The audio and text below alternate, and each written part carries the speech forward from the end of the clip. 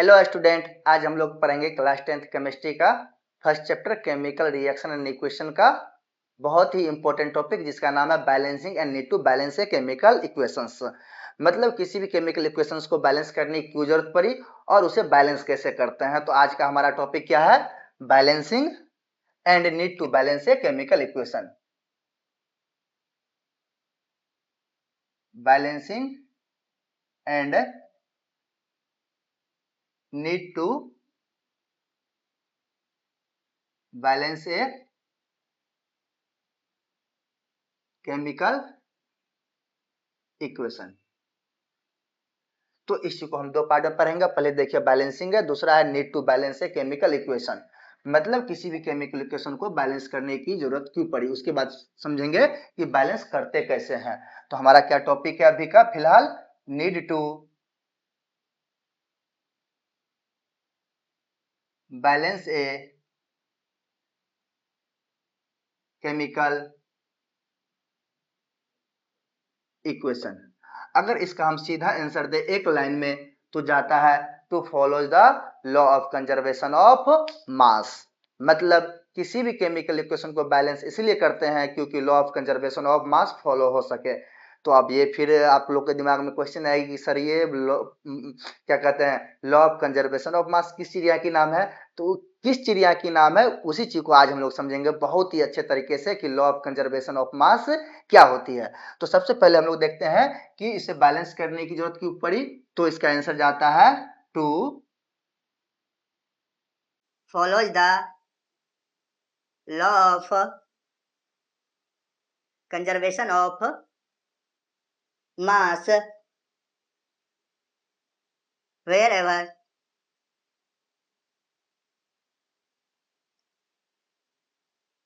written or represented।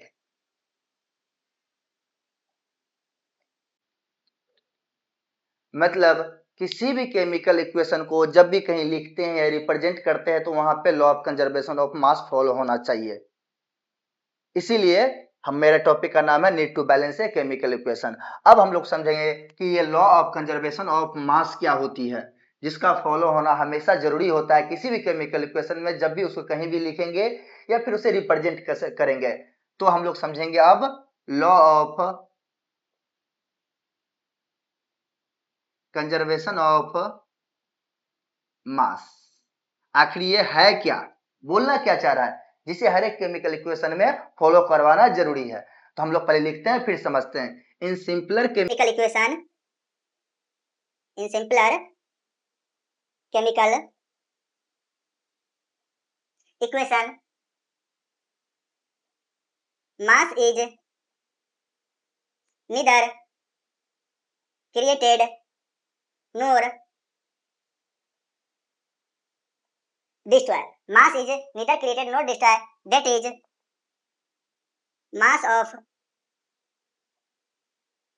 reactants is always equal to mass of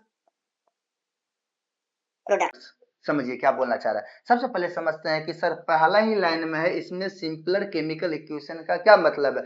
मतलब क्या दूसरा भी केमिकल इक्वेशन होता है? हाँ, केमिकल इक्वेशन होता है दो टाइप का, एक सिंपलर केमिकल इक्वेशन, एक न्यूक्लियर केमिकल इक्वेशन। जो हम लोग सिलेबस में बात करेंगे हम लोग के लेवल पे सारा का सारा chemical equation simpler chemical equation ही होगा विदाउट एनी एक्सेप्शन। कोई भी न्यूक्लियर रिएक्शन का एग्जांपल नहीं होगा। न्यूक्लियर रिएक्शन क्या होता है? एक टाइप का रिएक्शन होता है जिसमें होता क्या है कि कुछ मास जो है एनर्जी में कन्वर्ट हो जाता है, इसलिए मास बराबर नहीं हो पाता। जैसे कि हम समझाते हैं, कोई भी एक रिएक्शन लिखते हैं, जैसे सबसे आसान मैग्नीशियम जब ऑक्सीजन से रिएक्ट करता है तो ये बनाता है MgO बनाता है। तो ये सिंपलर केमिकल इक्वेशन हुआ। मतलब जितना मास इधर होगा उतना ही मास इधर भी होगा। बट न्यूक्लियर केमिकल इक्वेशन में क्या होता है, जितना मास यहाँ पे होता है उतना मास यहाँ पे नहीं होता है, क्योंकि यहाँ पे कुछ मास जो एनर्जी के फॉर्म में कन्वर्ट हो जाता है, जो कि आइंस्टीन दिया था इक्वल टू mc²। खैर वो बाद की बात है, हम लोग फिलहाल यहाँ पे समझ रहे हैं कि जितना मास रिएक्टेंट का होगा उतना ही मास प्रोडक्ट का होगा। मतलब हम लोग जानते हैं यहाँ पे कि जो लेफ्ट हैंड साइड में लिखा रहता है उसे क्या बोलते हैं? रिएक्टेंट। रिएक्टेंट एक भी हो सकता है और एक से ज्यादा भी हो सकता है। ये LHS साइड में लिखा हुआ है, और जो राइट हैंड साइड में लिखा रहता है उसे बोलते हैं प्रोडक्ट या प्रोडक्ट्स। एक भी हो सकता है, एक से ज्यादा भी हो सकता है, ये राइट हैंड साइड में लिखा हुआ है, तो RHS साइड में। तो law of conservation of mass क्या कहता है, ध्यान सुनिएगा, जितना मास रिएक्टेंट साइड होगा उतना ही मास प्रोडक्ट साइड होना चाहिए, होना चाहिए इन ए सिंपलर केमिकल इक्वेशन। और हम लोग के सिलेबस में सारा सिंपलर केमिकल इक्वेशन ही है। तो मास कैसे बराबर होगा, मान लीजिए यहाँ पे मैग्नीशियम का कुछ ना कुछ तो मास होगा, यहाँ पे कितने मैग्नीशियम है, एक मैग्नीशियम है, यहाँ भी एक मैग्नीशियम है, तो मास दोनों का बराबर हो गया, जितना इधर मास हो गया उतना ही इधर मास हो गया। मान लीजिए इस दोनों पेन का मास बराबर है, अगर एक पेन इधर है और एक पेन इधर है, तो हम बोलेंगे एरो के दोनों साइड जो पेन रखा हुआ दोनों का मास बराबर है। अगर दोनों का मास बराबर हो गया एक एक पेन, तो हम बोलेंगे हाँ यहाँ पे law of conservation of mass follow हो रहा है। मान लीजिए यहाँ पे एक पेन है और यहाँ पे दो पेन है और सभी पेन का मास बराबर है, तो क्या एरो के इस साइड मतलब जो LHS लिखा हुआ रिएक्टेंट है उसका मास और जो प्रोडक्ट है जो RHS साइड लिखा हुआ दोनों का मास अब बराबर होगा, नहीं होगा, क्योंकि इधर एक पेन और इधर दो पेन है, दोनों का मास कभी भी बराबर नहीं होगा। हम बोलेंगे यहाँ पे law of conservation of mass follow नहीं हुआ। तो अब इसको जो बैलेंस करते हैं नंबर ऑफ एटम को, रिएक्टेंट साइड और प्रोडक्ट साइड, उसी को हम लोग बोलते हैं बैलेंसिंग। उसे क्या बोलते हैं, बैलेंसिंग, इक्वेशन को बैलेंस करना। अब जितना नंबर ऑफ मैग्नीशियम इधर है उतना नंबर ऑफ मैग्नीशियम इधर भी कर देंगे तो बैलेंस हो जाएगा। यहाँ पे एक है यहाँ पे एक है तो बैलेंस ही है। ऑक्सीजन यहाँ पे 2 और यहाँ पे 1 है, मतलब ये बैलेंस नहीं है। अगर किसी तरह ऑक्सीजन को यहाँ भी हम 2 कर दे तो बोलेंगे इक्वेशन बैलेंस हो गया। और जब इक्वेशन बैलेंस हो जाएगा, जितना नंबर ऑफ आइटम इधर है उतना नंबर ऑफ आइटम टोटल इधर भी हो जाएगा, तो दोनों का मास क्या हो जाएगा, बराबर हो जाएगा। हम बोलेंगे law of conservation of mass follow हो गया। बस इतना ही बात है, इससे ज्यादा कोई बात नहीं है। इसको नोट करिए, इसके आगे और हम लोग बताते हैं। तो चलिए उस इक्वेशन को एक बार हम लोग फिर से लिख लेते हैं। क्या लिखा हुआ था, Mg plus O2 gives MgO। मैंने क्या बोला, जो लेफ्ट हैंड साइड लिखा रहता है उसे क्या बोलते हैं, रिएक्टेंट। और रिएक्टेंट्स मतलब रिएक्टेंट एक भी हो सकता है, एक से ज्यादा भी हो सकता है। और जो राइट हैंड साइड लिखा रहता है उसे क्या बोलते हैं, प्रोडक्ट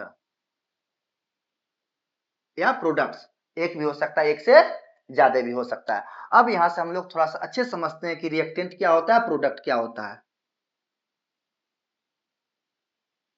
रिएक्टेंट या रिएक्टेंट्स, इसके डिफिनेशन में हम लोग लिखेंगे या इसको समझेंगे, सब्सटेंस substance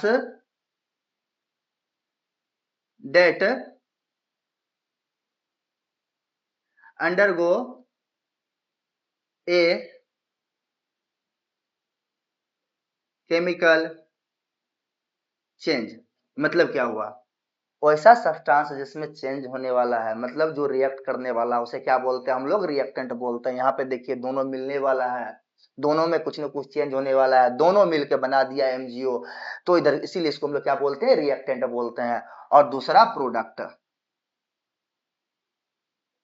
एक भी हो सकता है और किसी केमिकल इक्वेशन में एक से ज्यादा भी हो सकता है। इसको कैसे डिफाइन करते हैं हम लोग, substance that are formed after a chemical change। मतलब केमिकल चेंज मतलब केमिकल रिएक्शन, दोनों को मिलने के बाद जो भी चीज बना उसे ही हम लोग क्या बोलते हैं, प्रोडक्ट बोलते हैं। दोनों के मिलने के बाद दोनों में जो चेंज हुआ MgO बना, इसको क्या बोलते हैं, प्रोडक्ट। देखिए वही बात लिखा हुआ, substance that are formed after a chemical change, chemical change होने के बाद जो बनता है उसे क्या बोलते हैं, प्रोडक्ट बोलते हैं। अब इसमें हम लोग नेक्स्ट बातें समझते हैं। इक्वेशन को फिर से लिखते हैं हम लोग, क्या था इक्वेशन, MgO, सॉरी ये तो प्रोडक्ट लिख दिए, MgO2 गिव्स MgO। ये क्या है, रिएक्टेंट, और ये क्या है, प्रोडक्ट। अगर अभी इसको किसी तरह हम लोग बैलेंस कर लेते हैं, चलिए आपको बैलेंस करने नहीं आता, लेकिन मान लीजिए कि ये बैलेंस जो हम किए हैं सही किए हैं। इधर एक मैग्नीशियम, इधर भी एक मैग्नीशियम, इधर ऑक्सीजन 2 है, इधर ऑक्सीजन 1 है। तो हम जब भी चेंज करते हैं आगे चेंज करते हैं, यहाँ पे चेंज नहीं करते। हम जब बैलेंस करेंगे तो वहां पे सीखेंगे। अब ऑक्सीजन बराबर करने के चक्कर में मैग्नीशियम कितना हो गया 2। अगर मैग्नीशियम के आगे हम 2 लगा देते तो ये भी बैलेंस हो गया। इसे बोलते हैं बैलेंस्ड केमिकल इक्वेशन। डिटेल्स में समझेंगे हम लोग। लाइट कट गई थी, ठीक है ना, इसीलिए इसके लिए सॉरी। अब देखिए यहाँ पे हमने यहाँ पे 2 लगा दिया और यहाँ पे भी 2 लगा दिया। 2 लगाने से क्या हुआ, इक्वेशन हमारा हो गया बैलेंस। इक्वेशन हमारा बैलेंस हो गया। अब यहाँ पे देखिए मैग्नीशियम और ऑक्सीजन दोनों अपने आप को रीअरेंजमेंट किया, मतलब अपने आप में कुछ न कुछ चेंज करके एक प्रोडक्ट बनाया MgO। मतलब यहाँ पे जो एटम का रीअरेंजमेंट हुआ उसी को हम लोग क्या बोलते हैं, केमिकल रिएक्शन बोलते हैं। यहाँ से हम बोल सकते हैं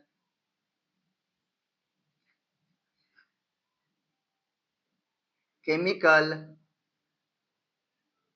reaction is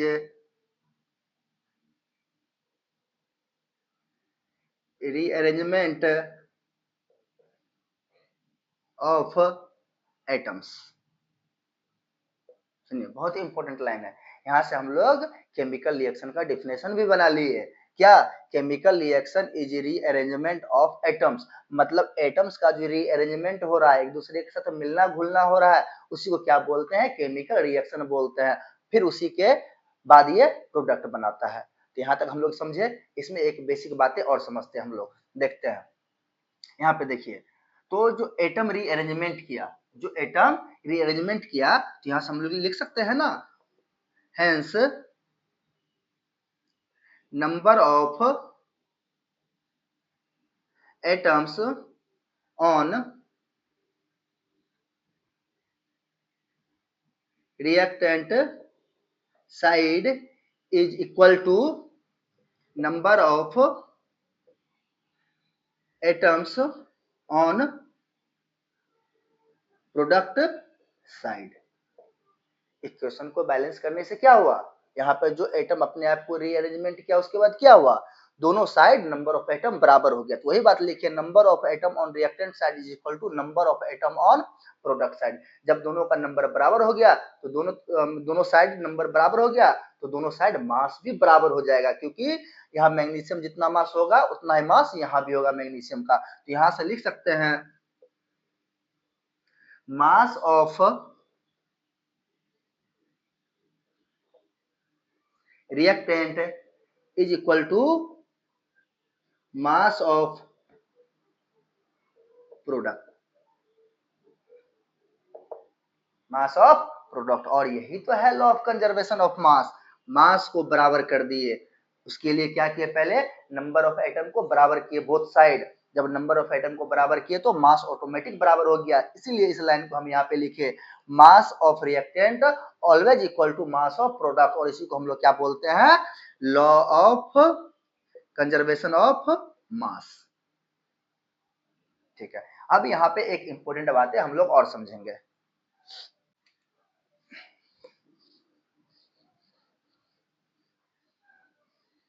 चलिए, एक लाइन मैं यहाँ पे लिख रहा हूं, फिर उसका मतलब समझाते हैं। when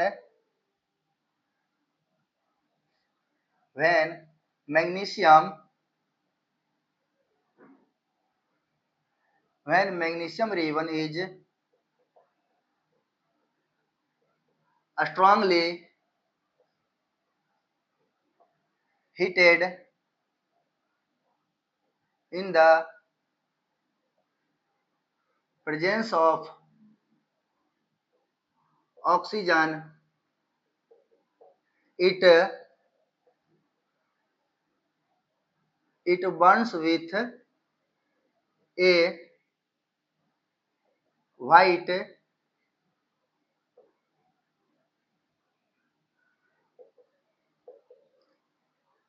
dazzling flame and forms a white magnesium powder. देखिए बोलना क्या चाह रहा है ये, जब मैग्नीशियम रिबन को, मैग्नीशियम का रिबन आता है मार्केट में, मतलब मैग्नीशियम के एटम उसमें प्रेजेंट होगा। जब मैग्नीशियम रिबन को ऑक्सीजन के प्रेजेंस में, आप लोग को पता होगा कोई भी चीज ऑक्सीजन के प्रेजेंस में जलता है, जब इसके प्रेजेंस में इसे हम स्ट्रांगली हीट करते हैं तो मैग्नीशियम ऑक्साइड का पाउडर बनाता है जिसको बोलते हैं MgO। और ये व्हाइट डेजलिंग फ्लेम के साथ जलता है, मतलब चमकदार लाइट निकलता है। जैसे वेल्डिंग वेल्डिंग करते तो कितना चमकदार लाइट निकलता है, उसी तरह का चमकदार लाइट निकलता है, जिसे हम लोग क्या बोलते हैं, व्हाइट डेजलिंग फ्लेम बोलते हैं। तो इस फ्लेम के साथ ये जलता है मैग्नीशियम ऑक्सीजन का प्रेजेंस में, और प्रोडक्ट बनाता है MgO। इसको बोलते हैं मैग्नीशियम ऑक्साइड। क्या बोलते हैं इसको, मैग्नीशियम ऑक्साइड बोलते हैं। तो ये प्रोडक्ट बनाया, तो ये प्रोडक्ट अब देखिए जो बनाया इस रिएक्शन में इतना इधर जितना मैग्नीशियम है, क्या उतना मैग्नीशियम इधर है? हाँ, मैग्नीशियम उतना ही है। ऑक्सीजन जितना इधर है, क्या उतना ऑक्सीजन इधर है? नहीं। तो ये रिएक्शन बैलेंस नहीं है, क्योंकि नंबर ऑफ एटम यहाँ पे बराबर नहीं है, तो ये रिएक्शन बैलेंस नहीं है। तो यहाँ पे मतलब ये रिएक्शन क्या है, अनबैलेंस्ड है। Unbalanced chemical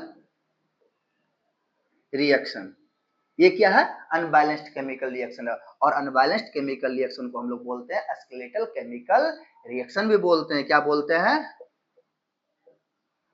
skeletal chemical reaction या इक्वेशन भी बोलते हैं। तो चलिए यहाँ से मैंने बोर्ड पे कुछ लिखा, देखिए क्या लिखा हुआ, when magnesium ribbon is strongly heated in the presence of oxygen it burns with a white dazzling flame and forms white magnesium powder। ये कहना चाह रहा है जब मैग्नीशियम रिबन को, मैग्नीशियम का रिबन आता है मार्केट में, उसमें मैग्नीशियम का ही आइटम होगा, जब उसे ऑक्सीजन के प्रेजेंस में हम स्ट्रांगली हीट करते हैं तो प्रोडक्ट बनाता है मैग्नीशियम ऑक्साइड, जो कि व्हाइट कलर का होता है। साथ में जब उसको जलाते हैं, बर्न्स करते हैं, तो कैसा फ्लेम निकालता है, व्हाइट डेजलिंग फ्लेम। मतलब फ्लेम का कलर कैसा होता है, व्हाइट। डेजलिंग मतलब चमकदार, धमाकेदार, धमाकेदार नहीं मतलब चमकदार। जैसे वेल्डिंग वेल्डिंग करते हैं, देखे ही होंगे आप लोग वेल्डिंग करते हुए, तो कितना तेज रोशनी निकलता है आंखें से। तो मतलब उसको जलाते वक्त क्या करते हैं, जो वेल्डिंग करता है आंख में काला चश्मा पहन लेता है। तो उसी तरह जब हम मैग्नीशियम रिबन को भी जलाते हैं, परफॉर्म करते हैं इस एक्टिविटी को, तो आंख पे काला चश्मा पहनना जरूरी होता है, नहीं तो आंखों को परमानेंटली डैमेज भी कर सकता है, इतना तेज रोशनी निकलता है वहां से। उसी को हम लोग क्या बोलते हैं, व्हाइट डेजलिंग फ्लेम। मतलब हम यहाँ से इस बातों को ऐसे भी लिख सकते हैं, देखिए मैग्नीशियम ऑक्सीजन के प्रेजेंस में, ऑक्सीजन के प्रेजेंस में हीट होके जल के व्हाइट फ्लेम के साथ मैग्नीशियम ऑक्साइड, मैग्नीशियम ऑक्साइड का व्हाइट कलर का पाउडर बनाता है। तो मैग्नीशियम ऑक्सीजन से रिएक्ट करके मैग्नीशियम ऑक्साइड का यहाँ पे पाउडर बनाता है। ठीक है, तो इस तरह से इक्वेशन को लिखना, ये जो लंबा चौड़ा लाइन ऊपर में लिखा हुआ है, इस ये लाइन लंबा चौड़ा लाइन जो ऊपर में लिखा हुआ है, इस लाइन को इस तरह से लिखने को हम लोग क्या बोलते हैं, वर्ड इक्वेशन बोलते हैं। बातों को याद रखिएगा, वर्ड इक्वेशन बोलते हैं, वर्ड इक्वेशन बोलते हैं।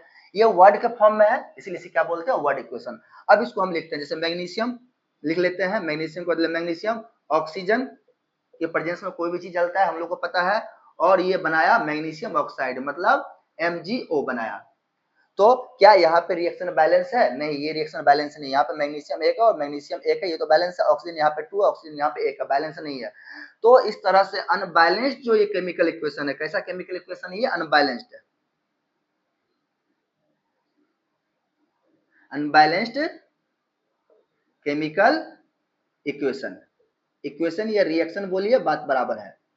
जो अनबैलेंस्ड केमिकल इक्वेशन है, इसी को हम लोग बोलते हैं स्केलेटल केमिकल इक्वेशन। क्या? स्केलेटल केमिकल इक्वेशन बोलते हैं। तो इन दोनों बातों को आप लोग याद रखिएगा, इंपॉर्टेंट है। स्केलेटल केमिकल इक्वेशन किसको बोलते हैं, अनबैलेंस्ड केमिकल इक्वेशन को। दूसरा वर्ड फॉर्म, ये दोनों वर्ड को याद रखिएगा। जब अभी रिएक्शन को बैलेंस करेंगे तो वहां पे दोनों वर्ड काम में आएगा। वर्ड फॉर्म में बोलते हैं, इस तरह से लिख लेना।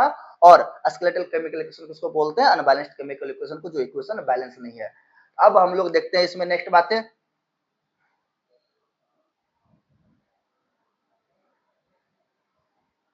चलिए अब हम लोग इक्वेशन को बैलेंस करना सीखेंगे, कैसे बैलेंस करते हैं। तो अब हमारा हेडिंग क्या है, balance a chemical equation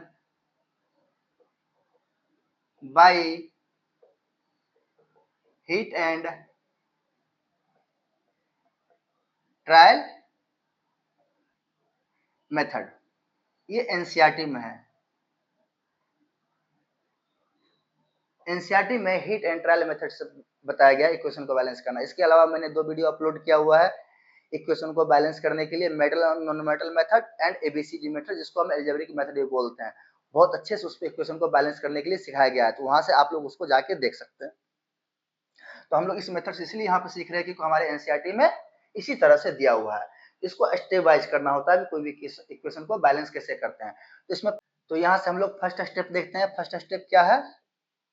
step first, right the chemical equation in word form. कहीं भी आपको लंबा चौड़ा रिएक्शन दिया रहेगा, उससे पहले आप वर्ड फॉर्म में लिखेंगे। तो वर्ड फॉर्म में मैग्नीशियम ऑक्साइड का इस बार एग्जांपल नहीं लेंगे हम लोग, इस बार दूसरा एग्जांपल लेते हैं। चलिए, मेरे पास यहाँ पे आयरन है। जब इसका रिएक्शन कराते हैं स्टीम से, किससे? स्टीम से, तो ये बनाता है प्रोडक्ट मैग्नेटाइट। मैग्नेटाइट साथ में क्या? Hydrogen gas. Hydrogen gas. तो फर्स्ट स्टेप इसे हम वर्ड इक्वेशन में लिख लिए। आयरन जब स्टीम के साथ रिएक्ट करता है तो मैग्नेटाइट प्लस हाइड्रोजन गैस। दूसरा, इसे अनबैलेंस्ड केमिकल फॉर्म में लिखेंगे। तो मतलब स्टेप टू क्या? Right the chemical equation in the form of skeletal chemical equation. Next step क्या है? इसको अनबैलेंस्ड फॉर्म में लिखना है, मतलब स्केलेटल केमिकल इक्वेशन के फॉर्म में। देखिए, आयरन का सिंबल क्या होता है? Fe। साथ में स्टीम का क्या होता है? वाटर का तो H2O होता है। स्टीम का क्या होता है? वाटर का कोई फिजिकल स्टेट हो, चाहे सॉलिड हो, लिक्विड हो, गैस हो, मतलब वाटर हो, वेपर हो, स्टीम हो या आइस हो, सबका केमिकल फार्मूला H2O ही होता है। क्या होता है? H2O। ये अंडरस्टूड है। यहाँ पे हम स्टीम से रिएक्ट करवा रहे हैं, यहाँ पे स्टीम है। जब इसका रिएक्ट करवाते हैं तो ये बनाता है मैग्नेटाइट। मैग्नेटाइट का केमिकल फार्मूला क्या होता है? Fe3O4। साथ में क्या? हाइड्रोजन गैस ये प्रोड्यूस करता है, तो ये हाइड्रोजन गैस हो गया। देखिए, इक्वेशन अभी ये बैलेंस नहीं है। आयरन 1 है, यहाँ पे आयरन 3 है। इसे हम लोग क्या बोलते हैं? Skeletal chemical equation. तो सेकंड स्टेप हम लोग क्या लिख लिए? क्या कहते हैं? सेकंड स्टेप हम लोग क्या लिख लिए? अनबैलेंस्ड केमिकल इक्वेशन के फॉर्म में स्केलेटल केमिकल इक्वेशन हम लिख लिए। अब इसमें थर्ड स्टेप क्या है? Step number third. थर्ड क्या है? देखिए ध्यान से, list of number of atoms of different elements. मतलब इसमें जितने भी एटम है सभी का लिस्ट बना लेते हैं। लिस्ट कैसे बनाते हैं? इधर लिखते हैं एलिमेंट, टेबल बना लेते हैं, मतलब टेबल का फॉर्म है एलिमेंट, इधर रिएक्टेंट और इधर प्रोडक्ट, इधर प्रोडक्ट। चलिए, सभी एटम को हम लोग लिख लेते हैं। Iron, hydrogen, oxygen.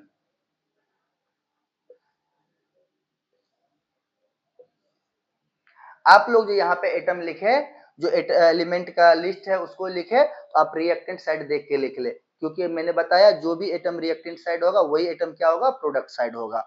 अब देखिए यहाँ पे नंबर ऑफ एटम को लिख लेते हैं, मतलब रिएक्टेंट साइड मतलब LHS, प्रोडक्ट मतलब RHS। जो भी एटम का नंबर है जितने उसे हम लिख लेते हैं। रिएक्टेंट साइड आयरन कितने हैं? 1। और प्रोडक्ट साइड आयरन कितने हैं? 3। हाइड्रोजन कितना? इधर हाइड्रोजन है रिएक्टेंट साइड 2, और इधर कितना हाइड्रोजन है? 2, ठीक है। उसके बाद ऑक्सीजन कितना है यहाँ पे 1, यहाँ पे कितना ऑक्सीजन है 4। चलिए अब इसको बैलेंस करते हैं हम लोग। बैलेंस करने के लिए नेक्स्ट रूल क्या है हम इसमें समझा देते हैं, ठीक है ना। इसमें फिर हम लोग बैलेंस कर लेंगे। हम सबसे पहले ऐसे एलिमेंट या ऐसे कंपाउंड को ढूंढेंगे रिएक्शन में जिसके पास जब सबसे ज्यादा नंबर ऑफ एटम प्रेजेंट हो। यहाँ पे देखिए आयरन के पास एक ही एटम है, यहाँ पे इस मॉलिक्यूल के पास कितने एटम है 3 एटम है, हाइड्रोजन के 2, ऑक्सीजन के 1 है। यहाँ पे हाइड्रोजन के कितने एटम है 2 एटम है, बट इस मॉलिक्यूल के पास टोटल नंबर ऑफ एटम कितना है आयरन 3 और ऑक्सीजन 4, कुल मिलाकर 7 यहाँ पे एटम है। हम लोग बैलेंसिंग यहीं से शुरू करेंगे, मतलब इस मॉलिक्यूल को टारगेट करेंगे बैलेंस करने के लिए। फिर इसमें भी जिस एटम का नंबर सबसे ज्यादा हो हम उस एटम से बैलेंसिंग शुरू करेंगे।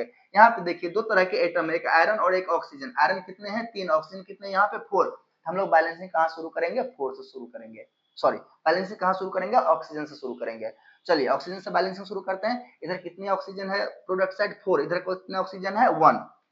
ऑक्सीजन कहाँ है यहाँ पे ऑक्सीजन है, तो हम लोग क्या करेंगे इधर तो ऑलरेडी 4 है, इधर 4 ऑक्सीजन करने के लिए क्या करना पड़ेगा मुझे यहाँ से 4 से मल्टीप्लाई करना पड़ेगा। अब इधर भी 4 क्या हो गया ऑक्सीजन हो गया।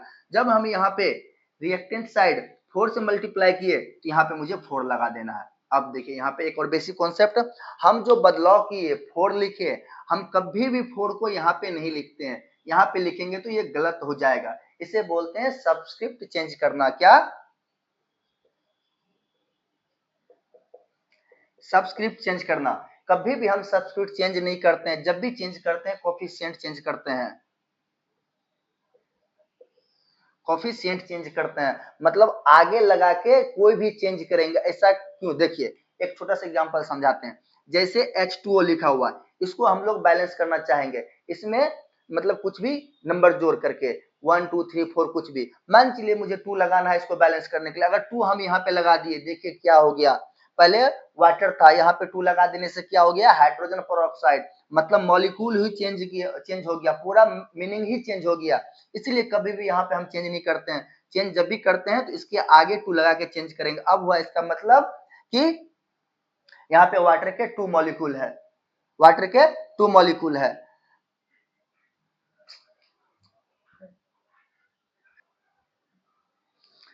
तो हम लोग यहाँ पे देख रहे थे क्या सबस्क्रिप्ट कभी भी चेंज नहीं करते हैं, क्या चेंज करते हैं कोफिशिएंट चेंज करते हैं। इसीलिए यहाँ पे हम 4 लगाएंगे, यहाँ पे 4 नहीं लगाएंगे क्योंकि सारा का सारा फिर गलत हो जाएगा। चलिए बेसिक बात ये थी, हम समझ लिए साइड में। अब देखिए चलिए बेसिक बातें हमने यहाँ पे सीख लिया कि कैसे इसका कोफिशिएंट चेंज करते हैं, इसका सबस्क्रिप्ट चेंज नहीं करते हैं। अब देखिए तो यहाँ पे कितने हाइड्रोजन हो गए 8 हाइड्रोजन, और यहाँ पे कितने हाइड्रोजन है 2 हाइड्रोजन है। तो मुझे क्या करना पड़ेगा इधर भी कितना करना पड़ेगा 8 हाइड्रोजन करना पड़ेगा। उसके लिए मुझे क्या करना पड़ेगा इधर 4 से मल्टीप्लाई करना पड़ेगा। तो कितने हाइड्रोजन हो गया 8 हाइड्रोजन हो गया। इधर तो ऑलरेडी 8 है ही, मतलब 4 से मल्टीप्लाई किए, जब यहाँ 4 से मल्टीप्लाई किए जो भी एटम इस साइड प्रेजेंट रहेगा सभी में 4 से मल्टीप्लाई करना पड़ेगा, ये भी 8 हो गया। मतलब अब यहाँ पे हाइड्रोजन भी बैलेंस हो गया। अब देखिए नंबर आया आयरन का। आयरन लेफ्ट हैंड साइड में कितने हैं 1, इधर आयरन कितने हैं 3। अगर हम यहाँ 3 से मल्टीप्लाई कर दें, मतलब लेफ्ट साइड में मतलब रिएक्टेंट साइड में 3 से मल्टीप्लाई कर दे तो इधर भी आयरन कितना हो जाएगा 3 हो जाएगा। तो यहाँ पे हम 3 लगा दिए, हमारा इक्वेशन बैलेंस हो गया। आप चेक कर सकते हैं, देखिए आयरन यहाँ पे 3, आयरन यहाँ पे 3, यहाँ पे हाइड्रोजन 8, यहाँ पे हाइड्रोजन, यहाँ पे 4 लगाना भूल गए, मतलब छूट गया क्योंकि यहाँ पे हम 4 से मल्टीप्लाई किए थे, ठीक है ना। यहाँ भी हाइड्रोजन कितने हो गया 8 हो गया, और यहाँ पे आयरन फिर लास्ट में 3 हो गया बैलेंस। तो इस तरह से हम लोग हीट एंड ट्रायल मेथड एनएसआरटी में दिया हुआ जिस मेथड से हम लोग इक्वेशन को बैलेंस करते हैं। तो ये हमारा आज का टॉपिक खत्म हो गया, क्या balancing and need to balance a chemical reaction. अब देखते हैं नेक्स्ट टॉपिक, हम लोग नेक्स्ट क्लास में देखेंगे कि किसी भी केमिकल रिएक्शन का लिमिटेशन क्या है, मतलब उसकी कमियां है, अगर कमियां है कुछ तो उसको रिमूव कैसे करते हैं। तो हमारा नेक्स्ट हेडिंग क्या होगा limitation of chemical equation and their removal. देखिए ये इक्वेशन तो बैलेंस हो गया, लेकिन अभी भी ये इक्वेशन बहुत कुछ नहीं बता रहा है। यहाँ पे इसका फिजिकल स्टेट क्या है, ये सारा चीज बहुत कुछ चीज इंफॉर्मेशन नहीं मुझे यहाँ से दे रहा है। इसीलिए नेक्स्ट टॉपिक हम लोग पढ़ेंगे limitation and their removal of chemical equation. Thank you.